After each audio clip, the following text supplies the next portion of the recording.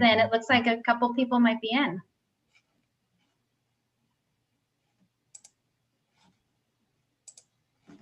We've got a couple people. Hi guys, welcome. Yep. We're just opening up from the waiting room right now, so we're giving everyone a chance to jump into the call, and we'll kick it off here in a minute or two. A minute. We're going to be on time at 5 o'clock.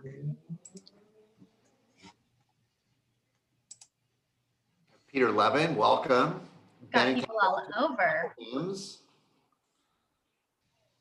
Got some Bay Area. We've got some Las Vegas.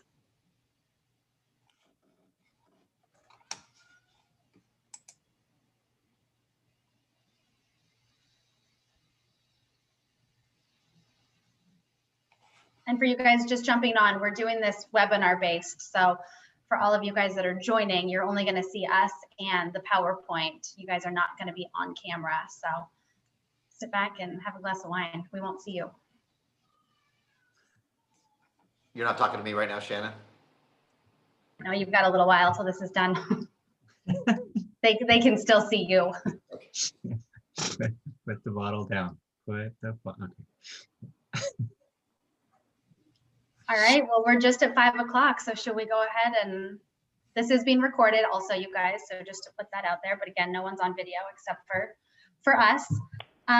So I guess let's go ahead and kick this off. Welcome to Out-of-State Investing Milwaukee Style. This is our second seminar, and first of all, welcome back to those that joined us the first time, and welcome to those that are joining us for this time, for the very first time. We've got some special guests that we'd like to introduce you to. I'm going to start with Jeff McMullen, our lender. He's been in the business for more than 20 years. He's the #1 realtor by most accounts in Monterey County. Or lender. Most lender. Does more loans than probably anybody else. Funniest lender by far. And we're going to hear from him a little bit later. But Jeff McMullen, welcome. Thanks, Ben. Thanks, Shannon. So Ben Beesley and Shannon Highfield have been in business a combined about 22 years. What I can tell you is that everyone in our town knows them. They're on multiple leadership committees. They're in different Rotary clubs. They are everywhere that you want to be. And what I can tell you is that, like, to a person, when you ask about Ben and Shannon, they're both well liked and well respected in our community. I'm really excited to be working with them tonight. Thank you, Jeff. You read that very well. Thank you. And our very, very, very special guest, we're going to hear more from him later, but Tony Giangreco, Tony and Charisse, his wife, founded the Mind Right Realty Group in 2016 with a mission of elevating the client experience in real estate while delivering superior results and creating a positive impact in the lives of their friends, family, clients, and community. Their philosophy of focusing first on the proper mindset, then their attitude and actions has allowed them to help over 90 families accomplish their real estate goals in 2020 alone. The Mind Right Realty Group consists of 8 team members specializing in various roles and service the greatest Milwaukee metro area. I can tell you more about Tony, but what I think what attracted us most is his enthusiasm, his willingness, his knowledge. And we're going to dive deep into learning a little bit more about Milwaukee a little bit later. So welcome, on behalf of all of us, Tony, welcome. Thanks, guys. That maybe was the second best introduction I've ever had, Ben. Because the first best was when the gentleman didn't show up to intro me. I got to do my own intro. So you can imagine how incredible I sounded on that webinar. It was pretty, I was walking on water when I introed myself, but that was awesome, Ben. Thank you so much. I'm excited to be here. I'm excited to just share some incredible information about a city that I live in, that I work in, and that I love dearly. So I'm pumped, man. Thank you so much.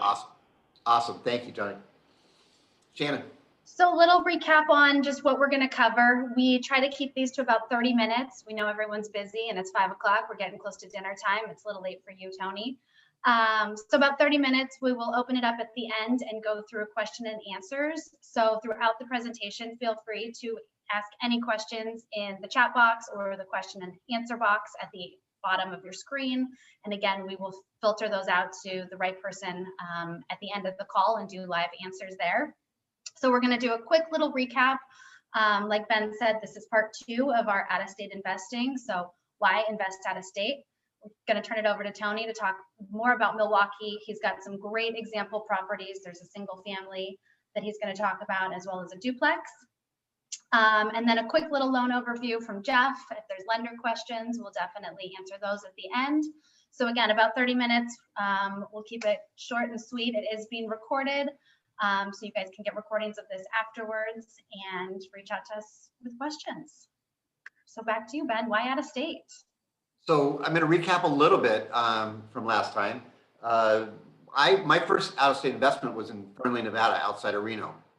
It's done very well for me. And then Shannon and I purchased a property in Lubbock, Texas. I don't know why we did Lubbock, but we did, and we're doing fine there. But what we've learned since then is we probably wouldn't have done Lubbock. We probably would have done Milwaukee, or what we ended up doing. We just closed last week on a duplex in Chattanooga. We started looking at what are the dynamics that we're looking for when we're looking at out-of-state investing. And there's lots of ways to determine what you're going to invest in or why you invest in. You're going to look at a cap rate. You look at appreciation. One of our things we want to look at is cash on cash return. How much money are you going to put in and how much are you going to get returned back? So that's one of our dynamics. We certainly look at what's going on in those communities. So what's going on with job growth? What's the major employers?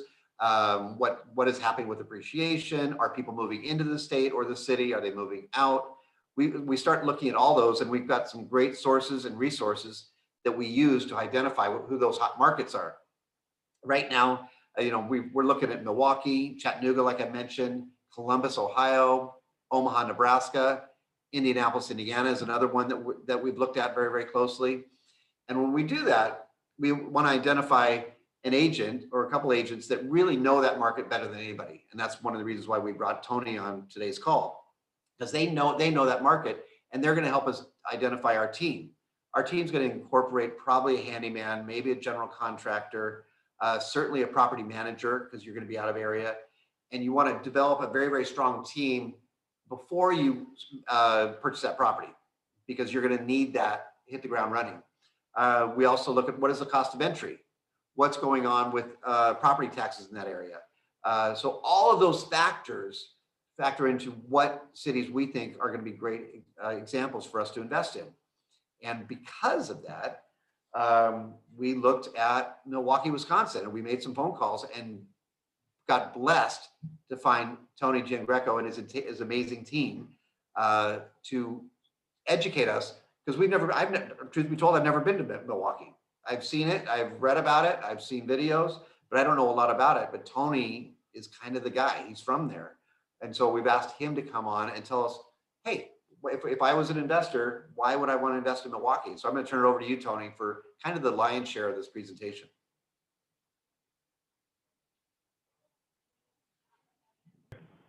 You're Okay. muted. Yeah. Can everyone hear me? Gotcha. Awesome. Thanks, guys. Again, super excited to be on this call and to share, some information about, again, a city that I live in, I work in, that I love. Let's start with what Milwaukee's already known for, right?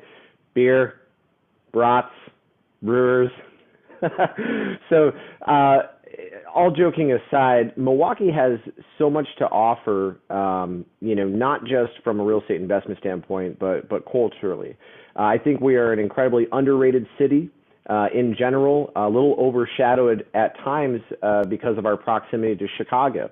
And trust me, I love Chicago as much as the next person, but we're only about 2 hours away, right on Lake Michigan. So we're in the Rust Belt here. And we really do not probably get the type of credit and or respect that we deserve as being an innovative, stable, attractive area for a lot of individuals. Not just those that have been born and raised here, but those young professionals that are looking to relocate, and those people that are looking to find employment and or opportunities for more of the rural Wisconsin areas. One of the biggest attractive aspects of Milwaukee in general is the incredibly affordable cost of living. Okay, so not only is it 3% below national average, but for an actual city, it's incredible. When you compare, say, Chicago to Milwaukee, with the overall cost of living, from the cost of art and entertainment, cost of restaurants, cost of real estate, cost of parking, general transportation, it's so much more attractive for someone who wants to stretch their dollar and enjoy a lifestyle where they're not held hostage by living in a city where everything is inflated or everything is astronomical. And there's a ton of job opportunities and growth here. Some of the Fortune 500 companies include Northwestern Mutual, Johnson Controls, Harley Davidson, and the downtown Milwaukee area is thriving. I mean, even with COVID, one thing if anyone's been to the Midwest or knows people from the Midwest, we were some of the most resilient, tenacious individuals, not just in the country, but in the world.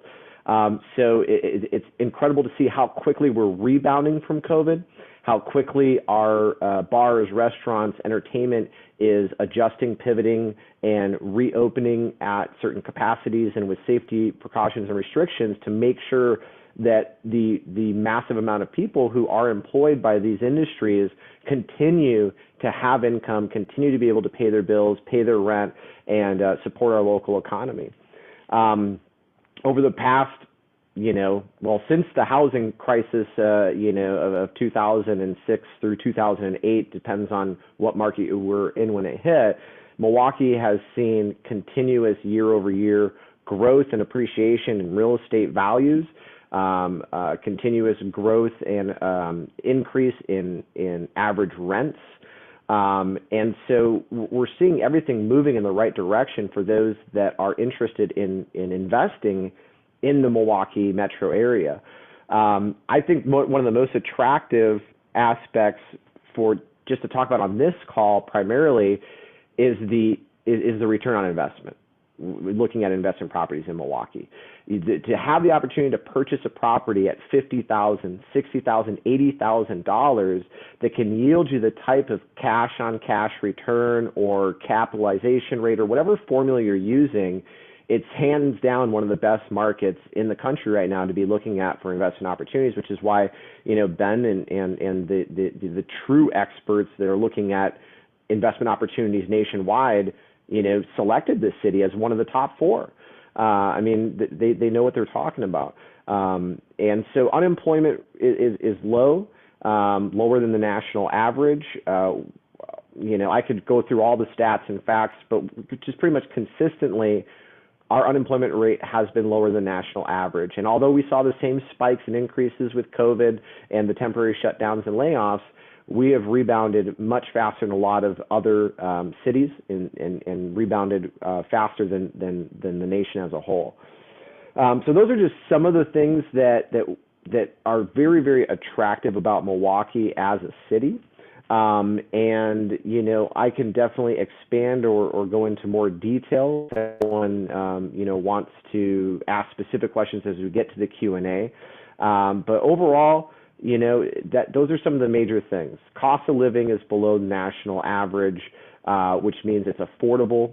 People can thrive on decent salaries where other cities just price them out. There are incredible Fortune 500 companies as well as a lot of local small, medium-sized businesses that are driving our economy. Home values continue to see appreciated value, but that entry cost is still extremely economical. And when you see rents increasing and unemployment on the decline, those are all recipes for success. All right, so let's talk about the city of Milwaukee itself. For those of you who are not familiar with Milwaukee, I'm going to make one big distinction. There are North Siders and there are South Siders. And they are very, very proud of where they are from, and they are and they tend not to migrate too far in either direction, which is really, really interesting. So there's a major highway that separates the quote-unquote north and south side, and that's Highway 94. So south side of 94, there's some really great communities and in areas like, like West Milwaukee, West Dallas, Walker's Point, going even farther south, Bayview, real big hot spot right now, into St. Francis, Oak Creek. So all these different, smaller municipalities that are south of 94. And then you have the north siders north of 94, which includes, Wauwatosa, you have River West, you have Shorewood, and then the downtown metro area is right on the lakefront there. And so the downtown kind of encompasses both the south side and the north side in terms of eclectic features and amenities and things like that. As you get farther west is when you see that division spread more and more between the south and the north. And don't worry, it's all healthy rivalries in Milwaukee. There's no actual challenges between the north and the south, but they do have their own unique neighborhoods, right? And so there's a lot of gentrification going on right now in certain areas of Milwaukee that we are seeing incredible opportunities to find properties at fantastic values that are going to yield really good rents in the short-term period, but in the long-term period could experience exponential growth in their property values. And so as you can see, the left side here where it says crime statistics, you'll notice that it's not a smooth transition in Milwaukee, okay? And that's something to pay very close attention to, and why having a local expert can assist with identifying which properties in which desirable areas versus more challenged areas may be up and coming or may be on the decline or stagnant. As you can see, you can go from an extremely, extremely desirable area to a more challenged area very rapidly. And it can be literally a 2 to 3 block radius that a property, and for us, so the average property value in Milwaukee, depending on whether you're considering the city of Milwaukee or all of Milwaukee County, all of Milwaukee County is probably somewhere around about $235,000 to $250,000, right? So in the city of Milwaukee, it's probably closer to about $145,000 to $160,000. And you'll see these areas, for instance, on the northwest part of the city, or if you can see where Wauwatosa is, right above West Dallas in this map, on the crime stats or on the map there, there'll be neighborhoods in Wauwatosa where there'll be properties 300, 400, 500,000, and then literally 3 blocks down, you'll get properties at $100,000. So there can be this really quick and abrupt change in property values and neighborhoods, especially on the north side. On the south side, you see more of a gradual transition from property values and also rents and things of that nature. So it's dynamic, just like any other city. There are certain prime areas that we feel over the next 12 to 36 months are going to be really up and coming. We have 10-year projected plans of what neighborhoods are going to be the next great place to have investment properties. And so again, that's some of the knowledge that our full service real estate team brings to the table, is understanding these specific neighborhoods, knowing what's going on, knowing what businesses are starting up, knowing which ones are pretty much at capacity and probably don't have much more room for growth and appreciation and value, and which ones are going to be next in line for that. So that's what I got to say about that. So here's a couple examples of, so we got a south side duplex. By the way, I'm a south sider, if anyone's wondering, okay? I live on the south side. This duplex is probably a 3 to 4 minute drive from my duplex that I have. And purchase price of $120,000. So with a 25% down payment, you're looking at initial cash down payment of $30,000. Now the upgrades and improvements vary depending on what type of finishing touches you want to do. If you want to invest into a property to just get the bare bones minimum, yeah, you could probably put, 10, 15 grand into it. If you want to yield slightly higher rents and you want to attract a higher caliber of tenant, you're going to want to put some of those finishing touches in, say, granite countertops versus laminate countertops. You're going to want to make sure that it has, the feel of an updated luxury apartment versus something that was just purchased and then you just changed one tenant to the next. So we're somewhere between $15,000 and $25,000 in updates, primarily cosmetic. Most of these properties that were built anywhere from 1900 to like 1930s, 40s are going to be in this area. Most of them already have natural hardwood floors that just need to be sanded and stained. A lot of them have a ton of architectural design that is extremely attractive to having that Milwaukee feel. So the estimated annual operating expenses, somewhere around shy of $12,000, which with a property management fee, right in the Milwaukee area, about like 10% is a good average for a property management expense. It could be more depending on if you're looking at multi-units. Could be less depending if it's a single family versus a duplex. Estimated monthly rents, you're looking at about $850 per unit. It's 3-bed, 1-bath upper, 3-bed, 1-bath lower, okay? And those will yield, depending on the area, anywhere from $800 upwards to $1,500 a month. In this specific area, it's going to be around that $850, maybe $900. So whether you're looking at cap rate or you're looking at cash-on-cash return, this is a moneymaker for sure. And to be able to scoop up a property like this for $120,000 and see an annual gross operating income of over $19,000, again, this was a property I was actually interested in myself, but it was under contract sooner than I'd get to it. My clients come first, so while I was making sure that their needs were met, I may have missed out on an investment opportunity myself. If we can go to the next one, I'll share with you guys a single family opportunity. This is on the north side. So this is on North 40th Street. This was actually my listing. So the property was listed at $79,900 purchase price. It was actually purchased and is in the process of being flipped. It'll probably sell for somewhere around $150,000, $160,000 once it's done. It needed approximately bare bones $15,000. If someone wants to flip it and get top dollar, they'd probably put closer to $30,000 in. This property was pretty incredible. I'm going to pull up the actual stats here so I don't say anything incorrectly. But it was a 3-bed, 1.5-bath, 1,643 square foot single family home. So in this area, you could easily yield $1,200 a month for rent. You take it in consideration your operating expenses, management fees. I mean, again, whether it's cap rate, cash on cash return, $13,680 annual estimated gross operating income.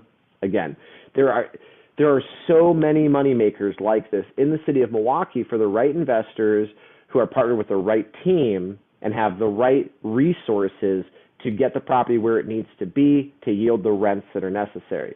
Now, some of you may have been looking at properties in Milwaukee and you're seeing you can buy a triplex or fourplex for $14.75, right? You can pick up that duplex for $15,000 or $2,500 for a single family. Yes, those opportunities are available. Most of those properties will probably need somewhere between $80,000 to $100,000 in renovations.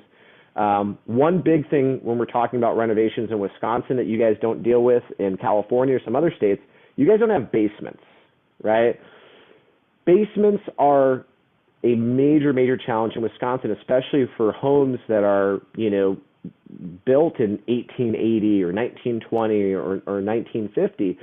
Basements can be very expensive if there is repairs or remedies that are necessary. Basements get water in them, seepage.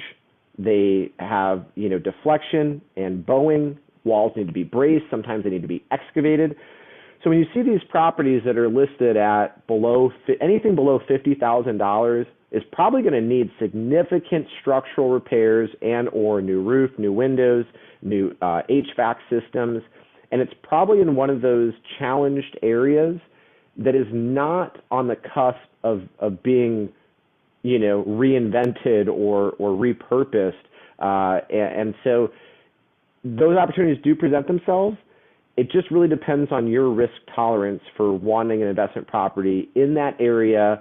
It's going to yield lower rents. It's going to need much, much more significant repairs and updating. And also you're going to attract a different type of tenant in certain parts of the city. So I really like this property because, it's close to those up and coming areas that have a lot of the amenities, restaurants, arts, entertainment, hospitals where a lot of people are working, but it's also in an area that's going to be very economical to purchase, renovate, and yield good rents. All right. So here's some additional resources for everybody. As a licensed realtor, I cannot tell you if a neighborhood is good or a neighborhood is bad. And to be honest, that's a relative to, it's relative to someone based on their individual experiences in life. Someone can live in one neighborhood. I have clients right now that you say the city of Milwaukee, and absolutely not. I don't want to be in the city of Milwaukee. Okay, that's fine. You have other people that the city of Milwaukee they wouldn't want to be anywhere else. They want to be close to work. They want to be close to the amenities. They want to be in the hub. They want to feel the life of the city, right? So when it comes to Milwaukee, understanding the neighborhoods and the crime statistics are very important. And this is a great website that I utilize, but you can also go to City Data and some of the other ones to find out what are you comfortable with, right, as an investor. Because this is going to be your property. These are going to be your tenants. You are the one who is liable, right? So finding those areas that are going to provide the benefits, but also are going to yield the returns, it's a balancing act. Roofstock, great search engine for investment properties, bigger pockets, love it. That's an incredible resource. I use Rent-A-Meter almost every day when I'm crunching numbers for clients. Great way to get projected rental incomes so you can at least have a baseline of what is going on in that neighborhood. And like Tony just mentioned, some of those we had on from the previous investment. Some of them we put specifically for Milwaukee on here. So thank you for touching on those, Tony. Yeah, absolutely. So that's my beautiful team, and it actually is my family. So I'm married to my best friend and my business partner, Cherise. She's the CEO of our company, so she operates, everything holistically. I'm the director of sales and the listing specialist, so I'm the one who gets the inside scoop on those prime investment properties for all you guys out there that are watching. I don't want them to hit the MLS. I don't want, I want to put together amazing transactions that are going to create win-win scenarios for the seller and for the buyer, where everyone is going to feel good about it. And that's one of the incredible resources that we can provide. Just in the last 2 months, I've had 6 investment properties that we have listed, and 3 of them didn't make it to the MLS. The other 3 went on the MLS. They were under contract within 72 hours. I was just going to ask you, what are you guys seeing for days on market with those kind of properties? Yeah, so it depends on the property. Unfortunately, a lot of realtors, because of the appreciation of value and limited inventory, they're still overpricing properties that are in need of major repairs. So those properties we'll see sit on the market significantly. When we are looking at our property, we're pricing them accordingly. We really are. We're taking into consideration what the property needs. I'm looking at it from an investor standpoint. I know what investors are really actually going to pay for it. And so we price the properties accordingly and set the proper expectations with the seller of what they can realistically get for the property in this market. So my wife is the CEO. I'm the director of sales listing specialist. We have 2 full-time buyer specialists. They do not do anything on this team except find properties, pre-screen properties, show properties, and negotiate the best terms and conditions for the buyers. We separate everything, okay? So they're laser focused on that. Last year we helped close over 60 buyer transactions. This year we're projected to close about 100 buyer transactions and about 40 to 50 listing transactions. We have 2 full-time transaction managers. One of them is back office. They handle all your coordination, loan officer, title company. They handle all contingency dates and deadlines, make sure everything is moving smoothly. They're just the wizard behind the curtain, just making the magic happen so we can stay focused on negotiations and finding those properties. We also have a field transaction manager. This is very different than any other real estate team I've met with. We have a transaction manager who is 100% dedicated to home inspections, contractors, service providers, and taking care of the field requests. So if Which you is buy a huge benefit for all of us that are out of state, that are not boots on the ground. That's huge. Absolutely. We've got a database of over 100 contractors and service providers, electricians, plumbers, HVAC specialists, roofers, window specialists, mold, asbestos, foundation, structural engineer, anything you need. It's not like we just have one person. We're trying to get 2 to 3 of our people out so then we can utilize those multiple estimates and bids to drive down the estimated costs for our clients, right? And keep our contractors competitive with their rates. Otherwise, as you guys know right now, a lot of contractors, we're seeing their rates go up and up and up. So we got to make sure we're keeping them down for our clients. We have a full-time marketing management team. So they handle all of our social media, graphic design, and everything so we can stay focused on our client needs. And so that's the Mind Right Realty Group. My contact information is available. That's my direct cell phone number, the 262-903-0444. You can reach out to my wife, but it has to be something about our P&L or our long-term strategy goals or our culture building, because she's not going to help you with the investment properties. So reach out to me directly. My email's there. My phone number's there. I'll do all the initial strategy sessions, consultations, and then make sure that we have the appropriate buyer specialist who is then going to be the boots on the ground. I think you can see why we love Tony and his team and everything they do. As far as Milwaukee is concerned, they've got it all, and they're second to none. So we're thrilled that we can partner with them and bring him to you. And this is what Team Beesley does. If you're looking at a market, we're going to find a Tony in every market that we think is a good market for you. And so we are thrilled to be in partnership with you, Tony. And thank you, guys. Yes.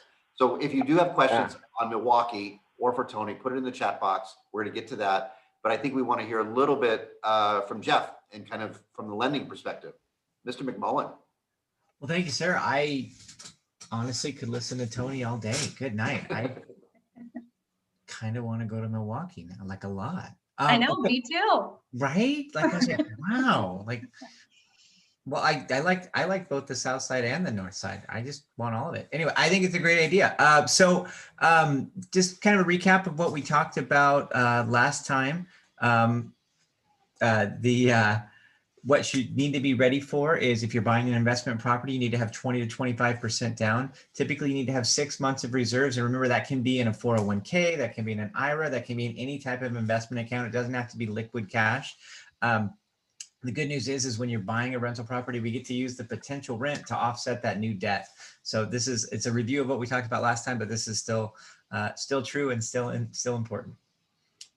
And then I believe, again, we at Kal Financial, we can facilitate loans in up to all 50 states. We're local here in Carmel, so we still have people who like to come by and drop. We do have it is possible to upload documents. However, we do have lots of clients who like to come and give us their documents so that we can scan them. We have a commercial scanner for just that circumstance. And then again, the mortgage pricing is regional. We're based out of Carmel, and so our pricing margins are very thin because we typically do big loans, but it works really well out of state. So a lot of times we can give you sharper pricing than a local lender could out there. And those are the benefits of why you would use Kal Financial to purchase out of state. I think there we go. Thanks, Jeff. Yes, ma'am. There's a little recap of who we are and our contact information down there. And we're happy to set up, we've got great investment calculators. Some of those numbers that Tony was running is all from investment calculators that we use based on loans, based on cash. So we're happy to set up those one-on-one appointments and kind of start strategizing individual properties and then pass those calculators on to you guys so you can kind of run with them and figure out what's the best place for you to invest and what properties are the best. So feel free, there's our contact, email, phone number. You guys are going to get a quick little survey after this call. So our contact information will be in there as well. So like we said, it's a free, anytime you guys want to chat, we're here to answer questions. We're wanting to provide you guys with as much information as possible.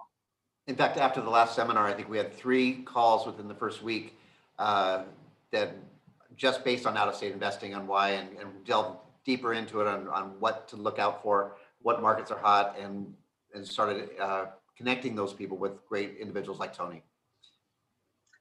So I think some question and answers. We've got a couple that have just come through. So I'm going to start here. This first one I'm going to throw out to Jeff. Jeff, what should I start preparing to get pre-approved and how long will it take?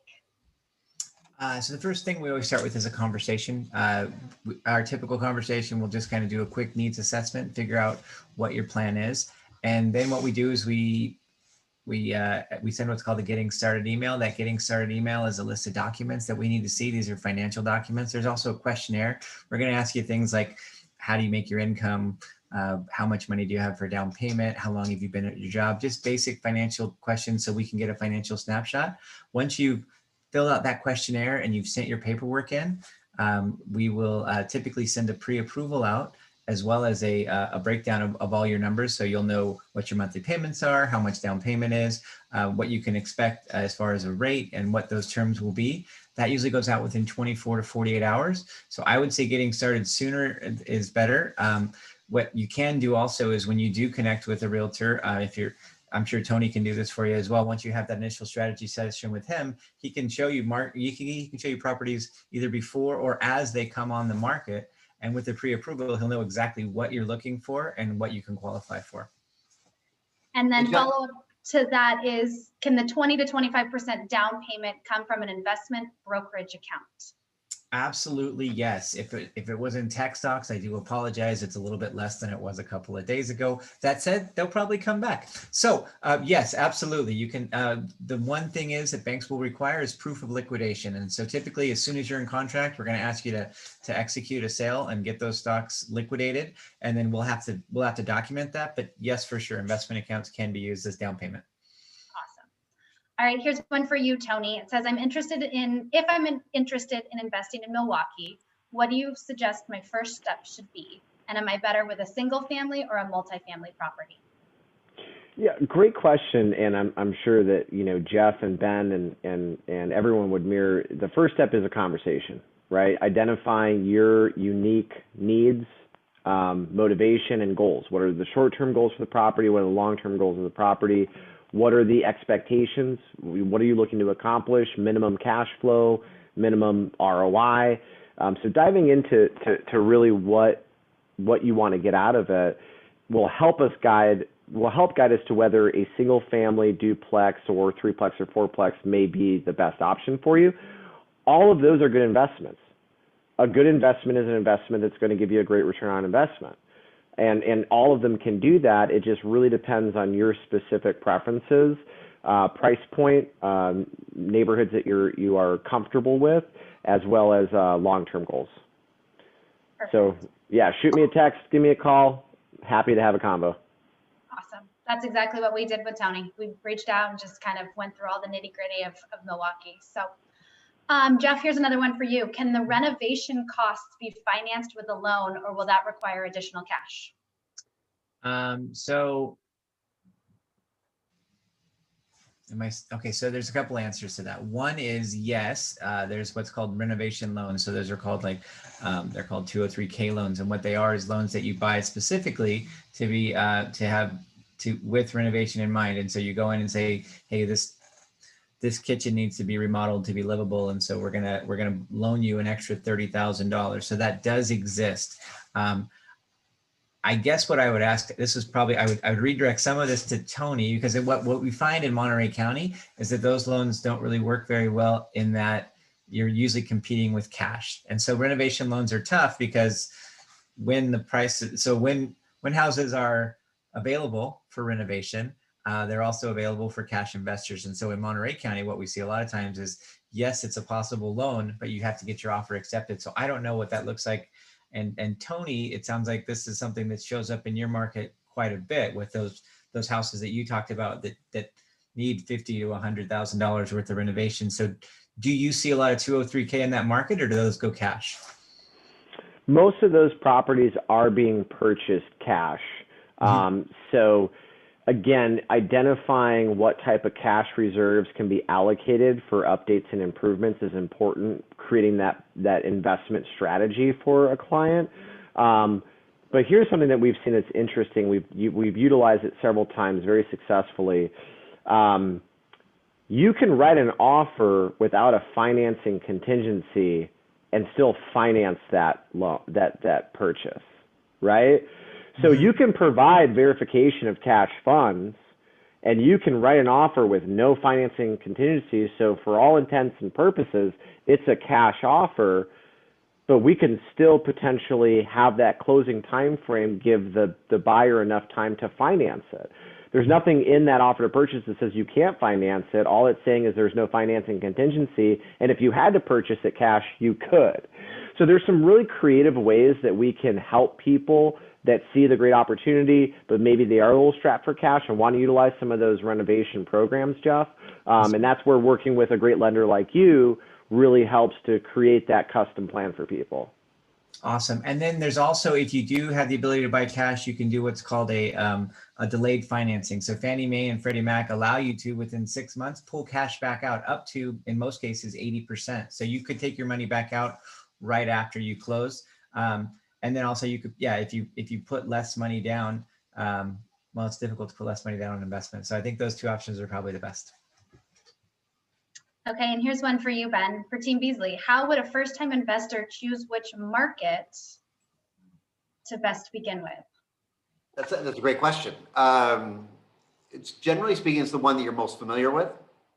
And on a secondary note, when we learned this the other day, if you want to go visit it, which area would you like to visit? Because you're gonna be able to write that off as a business expense to go visit your property. You could stay at the hotels and go to baseball games and do all the things and go see the Brewers play and write the entire trip off to go visit your investment.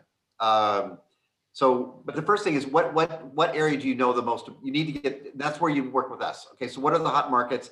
What knowledge do we have? We would introduce you to probably 2 or 3 people like Tony in different markets and get to know that market. What are you most comfortable with? And it's a relationship. Chances are you're not going to visit this property very often in your life. I've said it before, I will never go to Lubbock, Texas, but I've got a great investment there. So I just love the team. I love what we've created there. And so that's the role. Let's talk about the areas the information that we know. Let's dive in deeper to those 2 or 3 markets. So you study on your own, and then we'll introduce you to the key players in those markets. Okay, I think this is going to be our last one. This one's for Tony. Out of curiosity, is there much opportunity in commercial properties as residential around Milwaukee? Is residential typically better risk-return trade-off? Right now, there's actually tremendous opportunity for commercial properties. Given the challenges that a lot of businesses encountered with COVID, as with many markets, there's some businesses that are now completely remote. There's some businesses that have just downsized and scaled back. So we are seeing a lot of this commercial opportunity available. Again, it goes back to, what are your short-term and long-term goals? I do not personally handle a commercial side. I have a partner. I have a professional partner that handles all of our commercial transactions. He exclusively represents buyers in these transactions. He's been doing it for 30 years. He is a beast. The guy is just incredible with his knowledge and any type of commercial property, whether you're looking at a large apartment complex, a gas station, a restaurant, mixed use. This guy just knows everything front and back. But yes, to answer your question, tremendous amount of opportunity. And I don't think one is better than the other. I think they both have pros and cons. Perfect. We wanted to keep this short and sweet, but I want to give everybody a kind of a closing comment if they'd like. I'm going to start with Jeff, then I'll go to Tony, and then I'll end up with Shannon. I'm going to end up with Tony because you're the reason everybody's here. I'll go to Jeff, Shannon, then end up with Tony. Jeff, any closing thoughts? Yeah, for one, Shannon, Ben, Jeff, thank you guys so much for doing this, because there's so much opportunity for true wealth building in real estate. There's not enough of this type of information, these types of conversations that are happening. And I just am really excited about what you're doing to help provide these resources and educate people. Obviously, I'm biased. I think everyone should invest in Milwaukee. We're the best. It's awesome. We come down in the summer. I'll take you to the world's largest music festival called Summerfest right on the lakefront. It'll be amazing. That's right. Check out a Brewers game. Maybe we'll go up to Lambeau and go see the Packers. Who knows? Anything could happen. Anyway, whether it's Milwaukee or Chattanooga or Timbuktu, make an investment. Invest in real estate, build your wealth, leave a legacy for your family. It doesn't matter where, just start immediately. That's my closing statement. I love it. By the way, it's 1,000 different bands perform at Summerfest. I read somewhere. Is that right? Yeah, it's pretty insane. It's like 10 days. There's 8 stages. And it's just nonstop music, every single stage, all day, every day. And by the way, I read also Milwaukee, not only do you have Lake Michigan, but you have 3 rivers that all come together in Milwaukee. Is that right? We do. Yep. Yes. I love it. Jeff, any final comments? Top that. No, I really want to go there, and then I want to eat, and I want to do all of it. So no, I super appreciate it. Tony, I thought you were fantastic. I really just appreciate it. I know more about Milwaukee than I ever have in the past. And I think it's an exciting opportunity, and I'm hoping that people take advantage of it. Awesome. Shannon? Just huge thank you to Tony and Jeff for being on here, and just kind of piggybacking off what Tony said. I'm obviously biased because I'm in real estate, but I think real estate is such a great investment, and I'm so excited about the out-of-state investments that I've started to make. And 5, 10, 20 years down the road, seeing this passive income that's, coming in from rental properties and leaving that legacy, I think it's such an exciting thing. And it's so within reach in other areas outside of Carmel or really the state of California, where it's just gotten so expensive. So I'm excited for the future, and thanks guys for being on. Absolutely. And thanks to everybody who's been on this call. We appreciate you. And again, if you have more questions, reach out to us. We'll set up a little 15-minute, half-hour call and get as many questions answered as we can, and introduce you to the right folks. All right. Have a great night, you guys. Appreciate you guys.